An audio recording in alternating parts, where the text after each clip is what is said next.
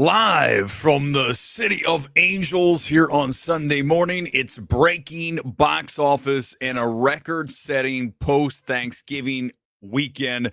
Thanks to Moana 2, Wicked, also Gladiator 2, and don't forget Interstellar, the re release in IMAX. We'll discuss all of that here this morning. Thanks for being here, whether you're on X or YouTube. Midnight Movie Talk is the channel. Here we go. Moana 2 is your number one film, second weekend in a row, biggest post Thanksgiving weekend ever for Moana 2, setting a record at $52 million.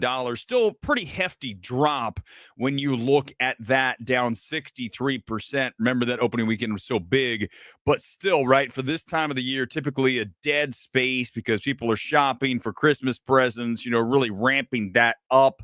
This is a slow weekend, but not this weekend because of those four films that I mentioned off the top. And we look at Moana here on a global level now, $600 million. It's a perfect split between the stateside and the international, $300 million domestic and $300 million overseas for that $600 million. Isn't that interesting how they managed to hit that number perfectly on a Sunday?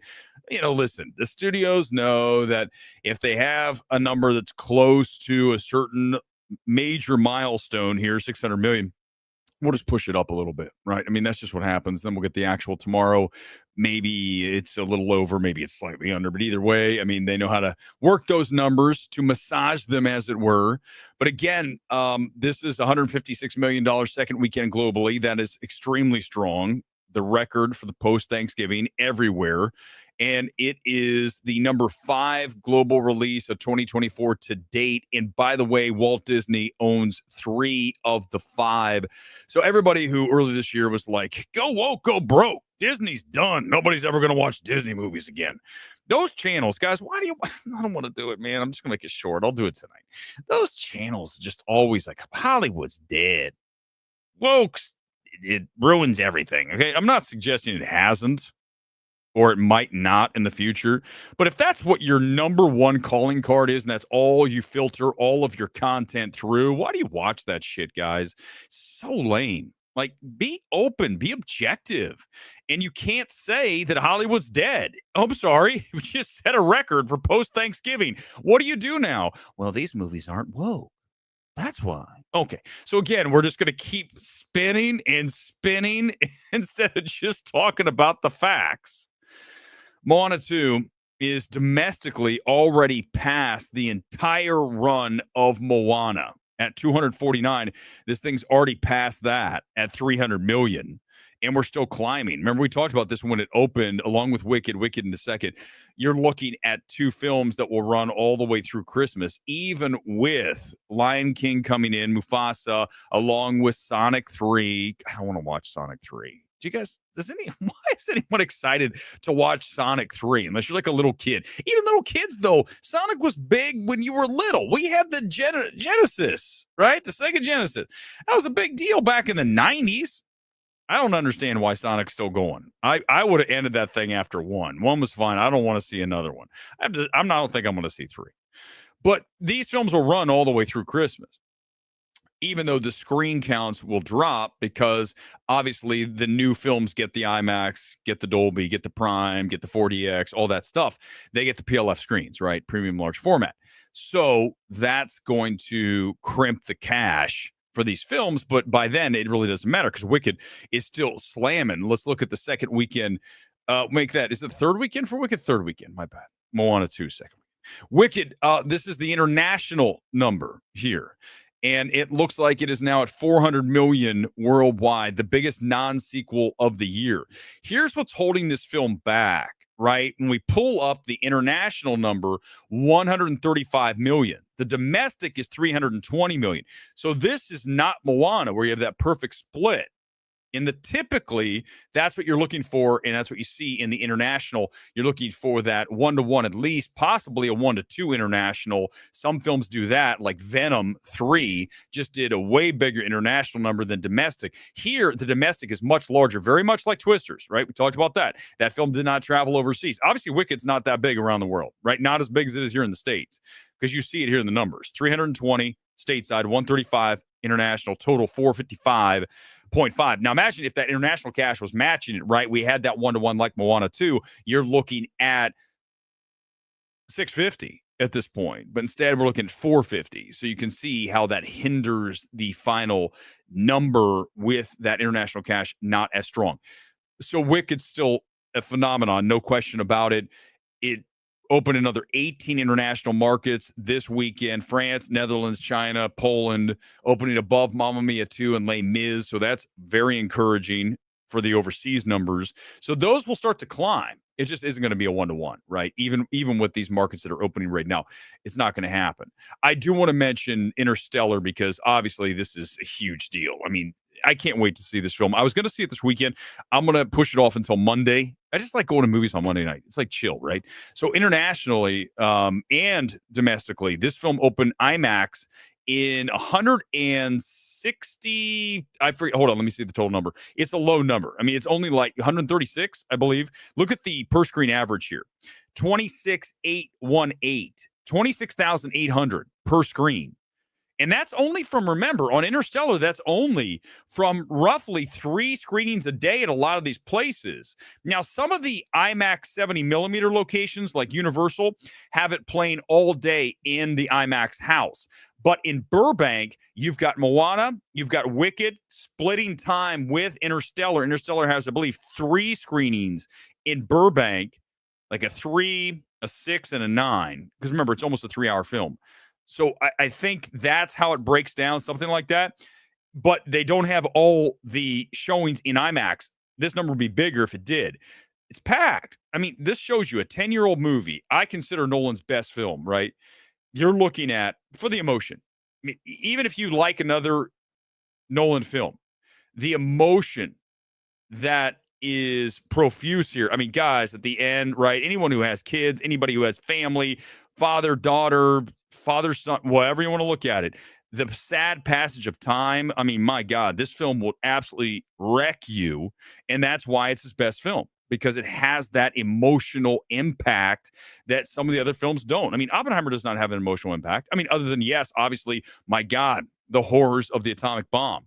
But emotionally, very cold, very sterile, right? Very much like The Man. Interstellar's not like that. That's why it's his best film. There's no debate. Sorry, guys. You know not to debate here on MMT because we're right. We're right all the time, man. We're right like 1,000%. Maybe it's 999 at batting average, but that's pretty high for any channel. I'll take that over anybody, especially the anti-woke ones. Are like, Joker 2 is terrible because they did something bad to Arthur. Who fucking cares? Let him make the movie he wants to make. It's cinema. Waters has my back. Tarantino has my back. Joker 2 is one of the best films of the year. I'm right again. Every damn time. People always say, you get tired of being wrong, being right. No, hell no. Hell no. I mean, it's just like expected at this point. But I continue on. I soldier on with carrying, shouldering that very difficult task of being right all the time. But again, this is a huge number, and it's a great sign for theatrical when you have an Interstellar coming in and doing the numbers it is. It's number 6 this weekend, by the way. Let's go back to number 3. I want to get to Gladiator 2, which is now at 300 and I believe 20. Let's see the number. I just got it right here. But it's over 300 and some $million. But here's the thing. It's not as high as it should be because the film's not good, right? We've talked about this how many times. Gladiator 2 is not a great movie. It is. I would argue. I don't even know if it's mid. It might be mid just because of Denzel. I know you don't like his accent. I don't care. Denzel at least makes the film fun when he comes on the screen. there's so many just forgettable things about that. Remember, we talked about it last week on Sunday. When you look at that film from a directorial standpoint, as unimpressive as any big film that you've seen recently, and then you had the DP, cinematographer, saying, yeah, Ridley Scott just rushes through the film. I told you, I saw it without the cinematographer telling me. I saw it. You can watch it. Guys, no one touches what we do. Nobody can evaluate like we do. That's why we rule.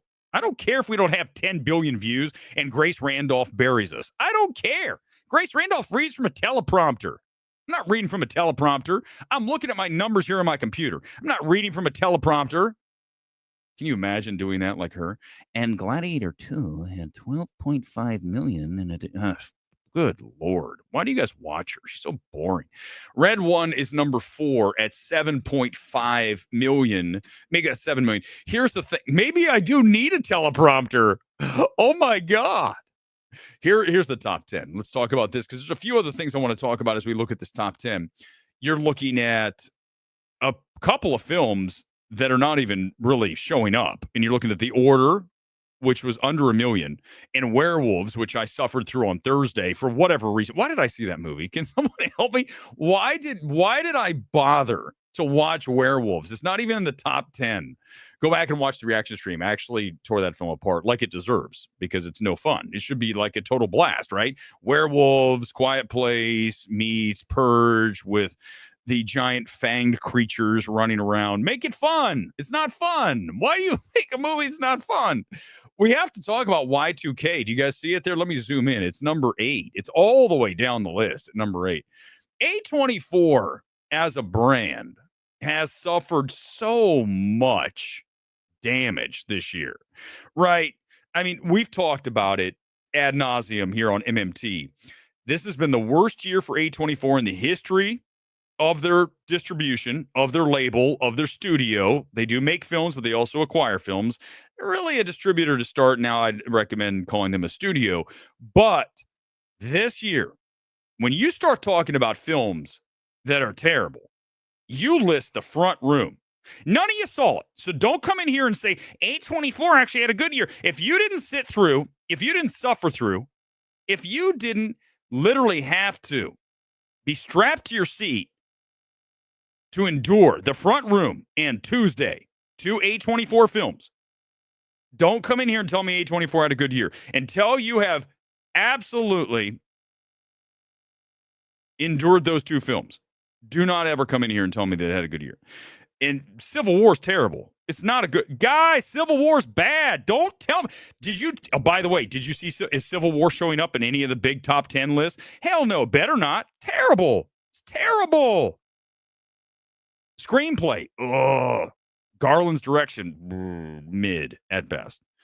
Go back and watch my reaction stream. I destroy that film. All the liberal, oh my God, how many liberal losers are in this space? I'm not liberal or conservative, but there's so many liberal losers in this space. Oh, it's so great. Look, they dragged the president out and killed him. Oh my God, isn't that fantastic? That's what we should do. We should murder people that we don't like. Because we're seeing now, too, with the CEO, right? The healthcare, those whack people, like, well, I think it's okay that you go ahead and assassinate someone you don't agree with. I'm going to do this right now. I don't give a fuck. You think I'm going to stop? You think I'm going to, all of a sudden, I'm doing breaking box office. I can't do these things. I'll do what I want. There's some mentally fucked up people in this world walking around sitting there going, well, if I don't agree with the policies, I think it's okay if you kill somebody. Well, that's wow. What a humanity. You're imbued with so much humanity. You know, check your fucking head. You're not right. You get that, right? You're not right. Even though I agree, what's going on in healthcare is messed up. People paying way too much. You're getting screwed over in all the things that you're trying to get. I need this to be covered. No, it's out of network. Whatever it is, right? Thank God. Let me just say something. I don't have to deal with healthcare that much because I go to the gym. I keep myself in good shape. I've been lucky. I've been blessed, but I also do the work. So I don't have to worry about it quite as much because when you take care of your body, when you do the things you do, you can hopefully avoid some of that. That's not to say things don't happen in life. Of course they do.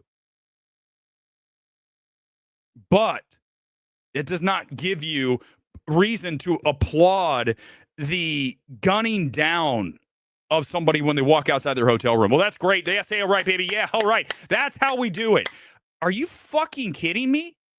The fact that you would put your name and face to some kind of opinion like that tells me that you're deranged, and I don't even want any part of you. Like, there's something wrong with you. So don't do that shit. Don't come in here with that shit. I can tell you that. Okay, back to breaking.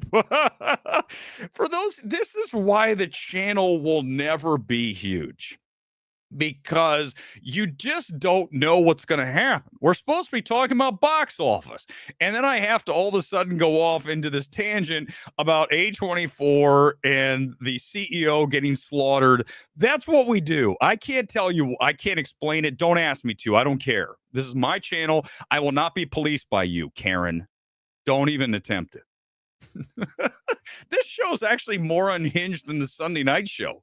Let's do the final top 10 one more time for those of you just tuning in and want to actually watch box office numbers. Moana 2's number one, down 63%. Now at 300 stateside, 300 international, 600 over globally. Wicked 2. Wicked's number 2. We'll get Wicked 2 next year.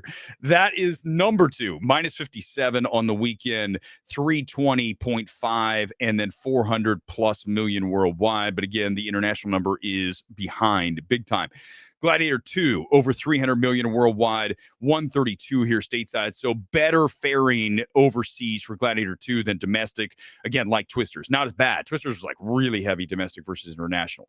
Red 1, 85.7. I think the international included is nearing 200 million. So yes, it did not make money for Amazon. They lost a lot of money. It's $200 plus million film, but at least it got something back, right? Pushpa, number 5 at 4.8 million for the weekend. But then it says the Cume is 9.3. How did it just open? And it's I don't understand that. Maybe there's a mistake here on the list. Interstellar, as we discussed, number 4, 4.4 million. Solo Leveling, Reawakening from Crunchyroll / Sony, 2.4. Not a big number on that. Y2K Bombed, 1,000 per screen. Again, A24 is, man. You know, I say this all the time. I'll talk about it tonight too, because I'm going to talk about awards. We're going to talk about, I might go down to the Astor Awards tonight. My friend Scott wants me to come. I might show up, which is always fun because then I get all the film Twitter losers that see me and go, oh my God, that guy's here. I don't think I feel safe. I don't feel safe in this space with Weber here. He's toxic. He says what's on his mind. That's why all of you are so unforgettable. Make that forgettable. I'm unforgettable. I think it's time to wrap the stream. I'm ready to play volleyball. Again, number 9 is for King and Country's A Drummer Boy Christmas. And the best Christmas pageant ever is number 10. Couple of comments and I'm out of here. So I'm not going to take selfies, friendly pup. I'm done with that shit. Leave me alone. I did that in the past. This is the new Weber. I just went to a movie last night. It was not great, but I appreciate Magnolia bringing it in. But what's his name was there, who's a great character actor from Take Shelter and from the Batman. And I'm like, do I want to do this? I go, no, because it's just awkward. I don't do that anymore. So leave me alone. I'm not taking selfies. If the celebrity wants to take a selfie with me, which has happened, then I'll do it. But I'm not going to ask. They have to ask me. That's how it goes.